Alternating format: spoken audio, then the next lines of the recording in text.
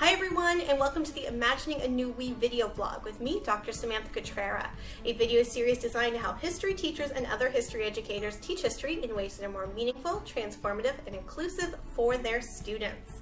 You can't see this because you can only see from here up, but I am wearing a party dress today. And you know why I'm wearing a party dress today? Because we are having a little historian party today. I am so excited because I have not one, not two, not three, but 4 historians that are going to be speaking today on today's video on the history of women's suffrage in Canada.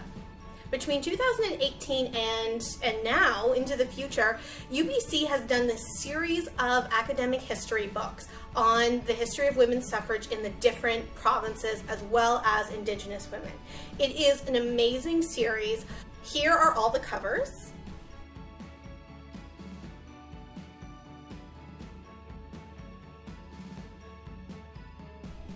And there are 7 different authors, and we have 4 of them today.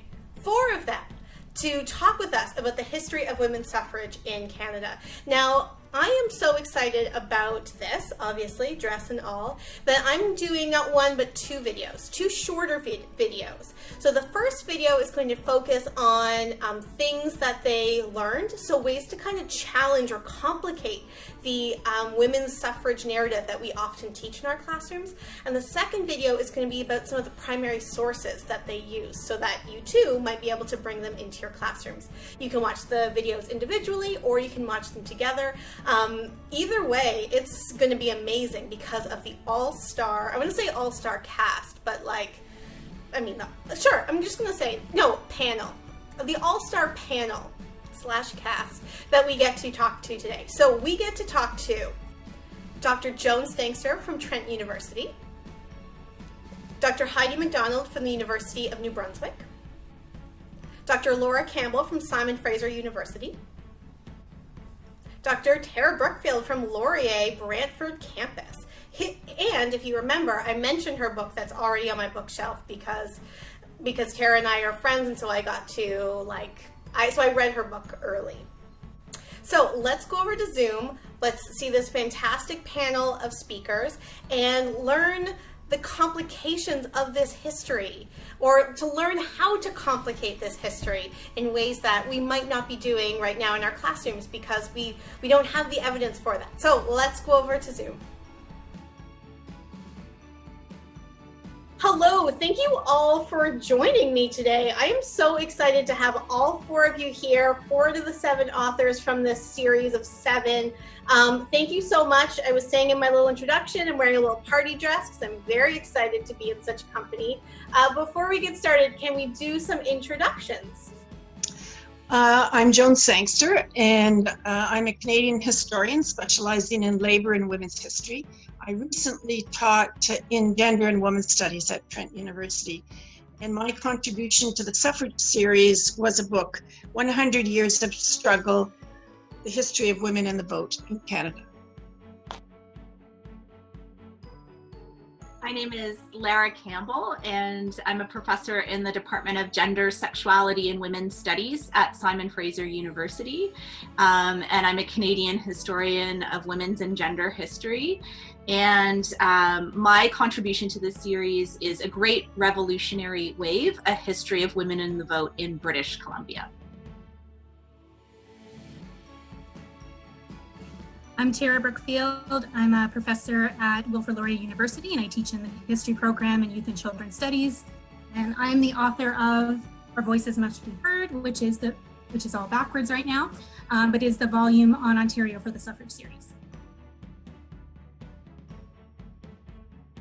And I'm Heidi MacDonald. I'm a professor at the University of New Brunswick in St. John. And my book in this series is called We Shall Persist, Women in the Vote in Atlantic Canada.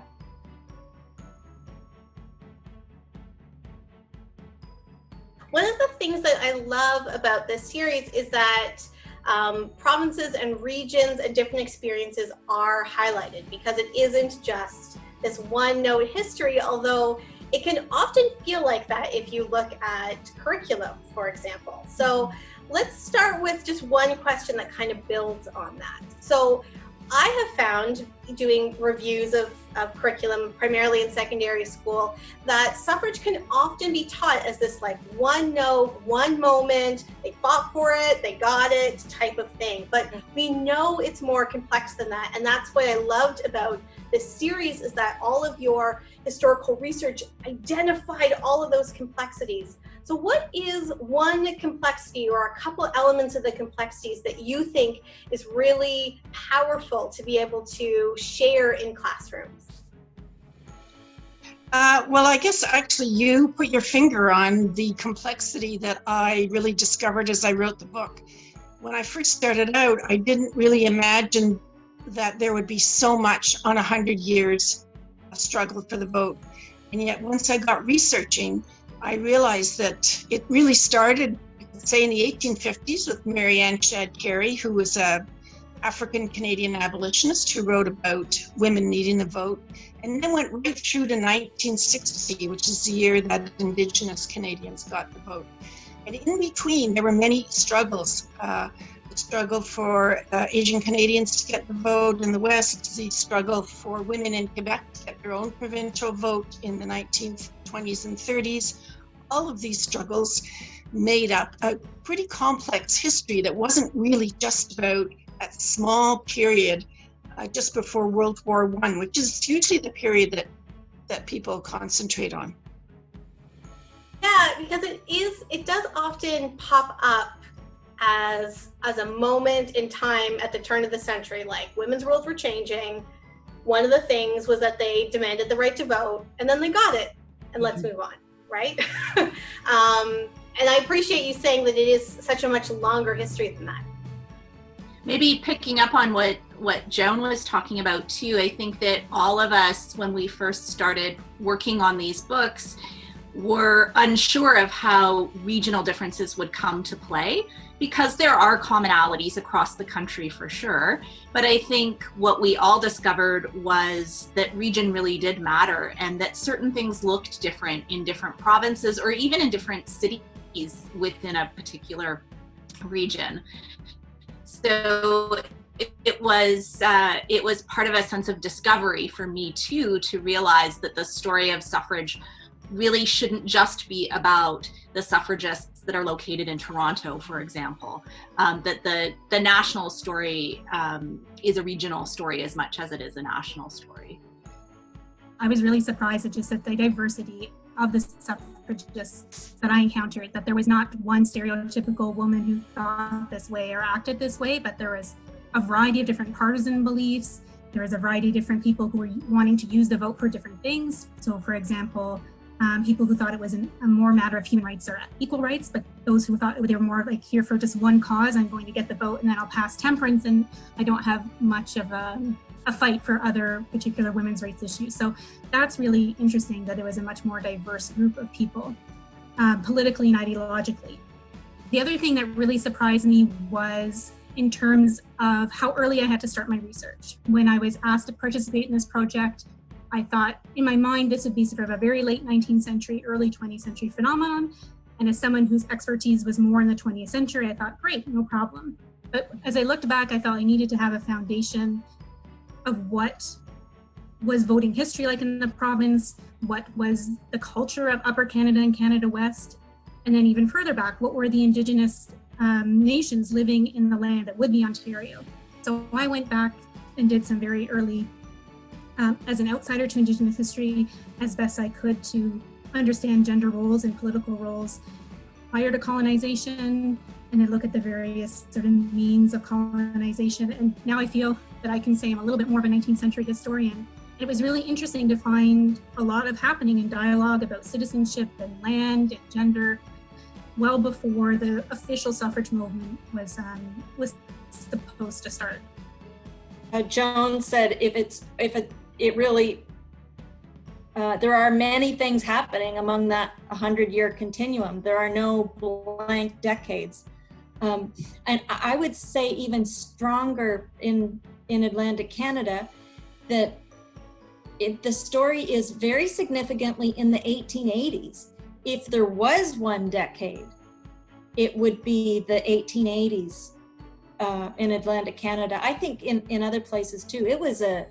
That was the fiercest fight in the legislatures.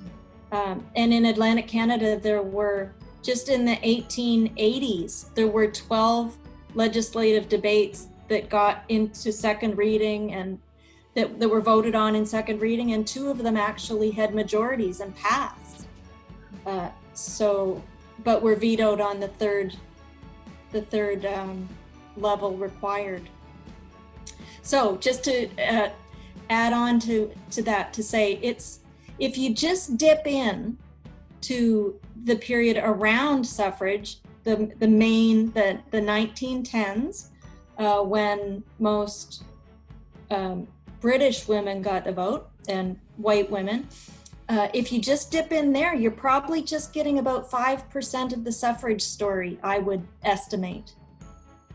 Do you think there is a reason why people really choose to ignore or discount that long history and that long complexity? Do you think it's just easier? Do you think there's something inherent in the particular narrative? Did anything come up in research that made you think twice about the ways that these stories have been so ingrained in our narratives? For me, when I was researching British Columbia, I think, yes, I mean, I think to a certain extent I had sort of accepted that story about suffrage. In particular, I'd accepted the story that women were quite polite and well-mannered, and that didn't turn out to be the case in British Columbia, and I would suspect that other authors might say the same thing, particularly the further back you go. The struggle did last a very long time, but in BC, what I discovered was this real commitment to dissent and debate, not just with anti-suffragists, but also with each other. So it was a reminder to me that political women don't always agree with each other. They might share a common goal, but they're very happy to debate what they think the common good is and how best to get there. And they created this public culture of dissent. They loved putting on debates. They loved to argue in public, stand out on the lawn of the legislature with a banner and invite men to come up and argue with them in Victoria. They stood on soapboxes in Vancouver. One of the women, Helena Gutteridge, a labor organizer, actually got knocked off her soapbox by a bunch of angry men, but she just kind of got back up and kept going. So this culture of dissent, I think, was something that was kind of thrilling to a lot of women, and it gave them a sense of motivation and commitment to the cause. So they were much less polite and restrained than I think historians have tended to portray them in the past. I wonder if some of the misconceptions about the narrative have also been about the way chronologically special topics get inserted into the narrative. So we think of Confederation. If I'm teaching a course on Canadian history, I'll be talking about Confederation for weeks because we acknowledge the long discourse about that. We just don't wrap it up at the end of the course and say, and Confederation happened and here's 3 points. But I think women's history was often inserted as sort of piecemeal. And so you could insert it in 1916, 17, 18 as this one moment, or later the famous 5, which I think often gets more attention than the suffragists.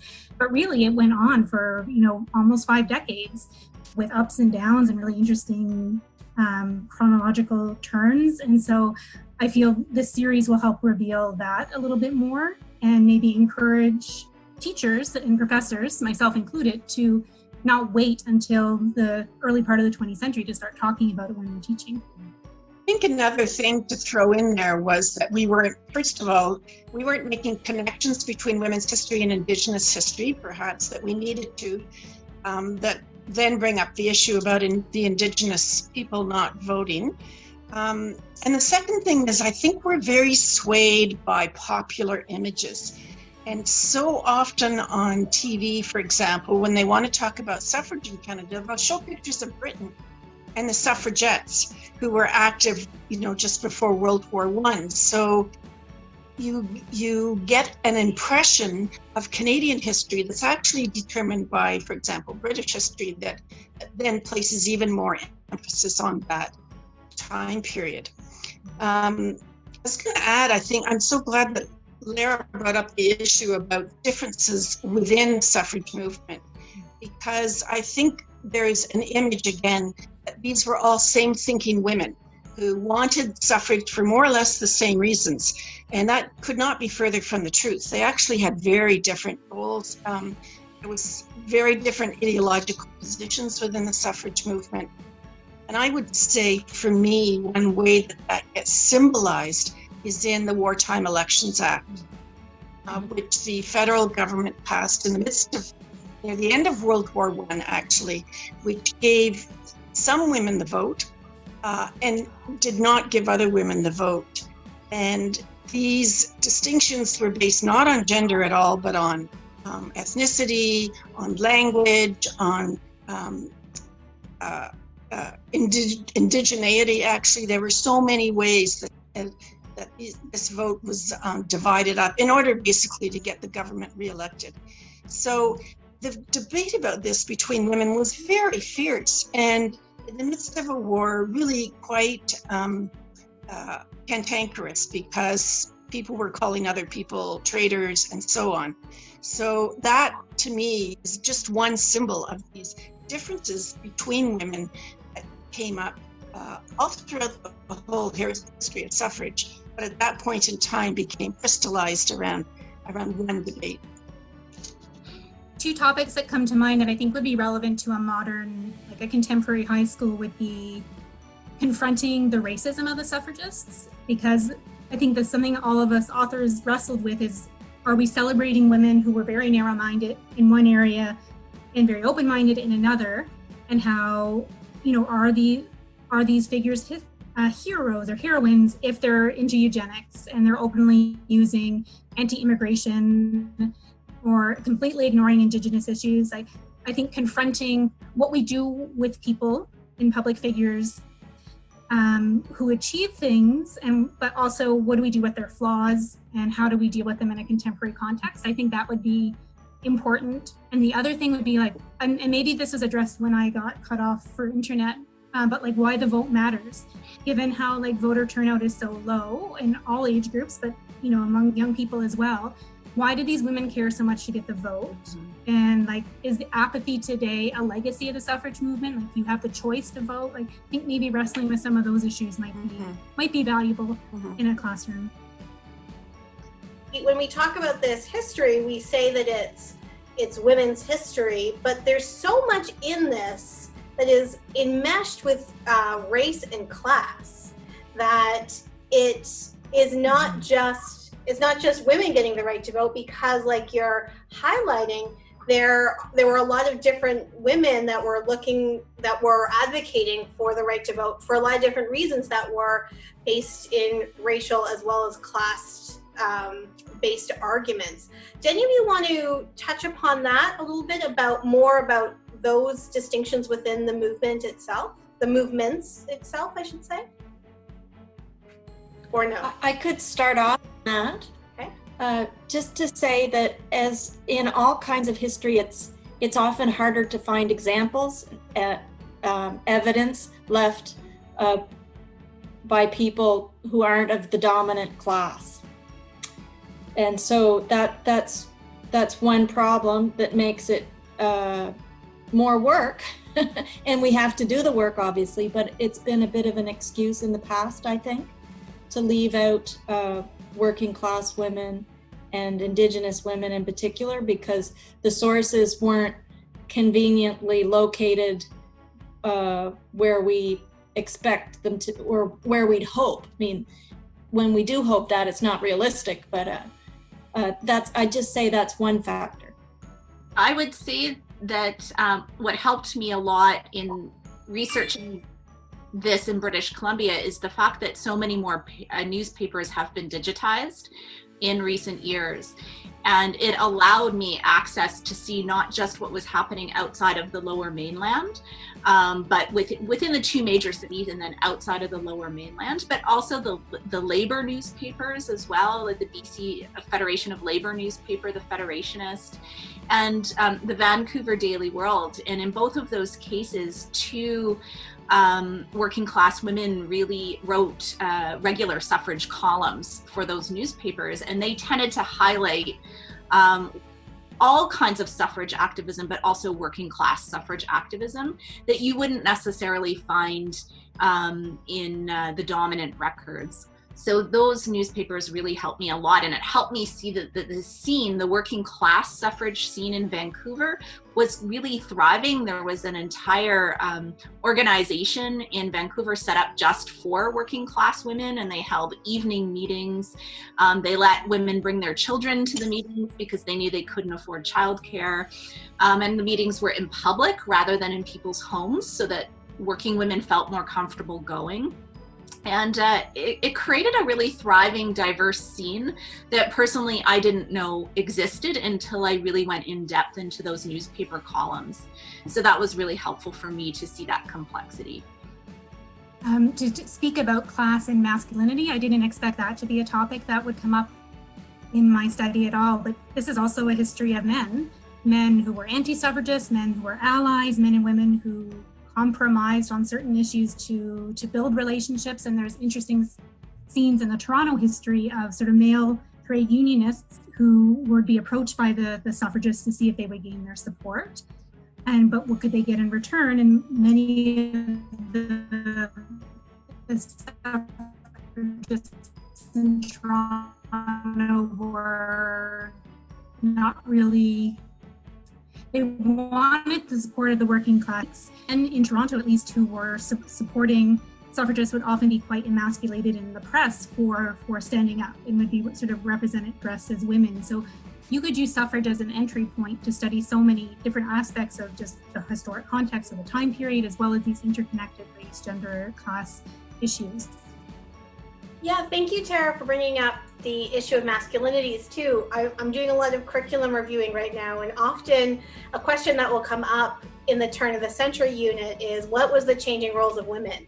And not what was the changing roles of men, but this is a history of men as well as it is of women. And one of the things that I really love from all of your reflections today, so thank you, is to demonstrate not only the complexities, but your own surprise. And I think sometimes, just like Joan was saying, we have a particular image in our mind of what these histories are going to be. And when we allow ourselves to be open to seeing these new stories and revealing these new stories, it's amazing what can happen. And I know that from the classroom, from K to 12, as well as I'm sure you all with your own teaching in university classrooms. So thank you so much for sharing those complexities. Well, that seems like a really powerful way to end. So thank you all so much for agreeing to do this. This was really fantastic. I am so excited to be able to talk about your work, but also to introduce it to, like I said, maybe teachers who didn't know this series was out. And I will put all of the information to the books below so people can pick them up, both in the e-copies as well as the hard copies if they want. Thank you all so much. This was just wonderful. I'm glad I wore a party dress. Thank you, Samantha. Nice to see everybody. Thanks, Sam. Yes, very nice to see you. Stay safe. Take care.